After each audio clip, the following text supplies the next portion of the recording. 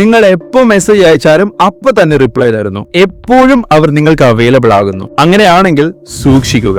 അവർക്ക് നിങ്ങളോട് ഇഷ്ടമുണ്ട് എന്നല്ല ഇതിനർത്ഥം. നിങ്ങളുടെ ബ്രെയിൻ നിങ്ങളെ ചിലപ്പോൾ പറ്റിക്കുക. അവർ ചിലപ്പോൾ നിങ്ങളോട് ഇഷ്ടമാണെന്ന് പറഞ്ഞിട്ടുണ്ടാവില്ല, പക്ഷെ അവർ നിങ്ങളോട് എപ്പോഴും സ്നേഹത്തോടെ പെരുമാറുന്നു, എപ്പോഴും നിങ്ങൾക്ക് അവൈലബിൾ ആകുന്നു. അപ്പോൾ നിങ്ങളുടെ ബ്രെയിൻ ഇമോഷണൽ ഗ്യാപ്പ് ഫിൽ ചെയ്യാൻ സ്റ്റോറീസ് ക്രിയേറ്റ് ചെയ്യാം. അയാൾ എന്നെ കെയർ ചെയ്യുന്നത് കൊണ്ടാണ് അയാൾ എനിക്ക് അപ്പൊ തന്നെ റിപ്ലൈ തരുന്നത്. അയാൾക്ക് എന്നോട് ഇഷ്ടമുള്ളത് കൊണ്ടാണ് അയാൾ ഫിസിക്കലി എന്റെ അടുത്ത് അടുക്കുന്നത്. മനസ്സിലാക്കുക, അറ്റൻഷൻ തരുന്നു എന്നതിനർത്ഥം ഇഷ്ടമാണ് എന്നല്ല.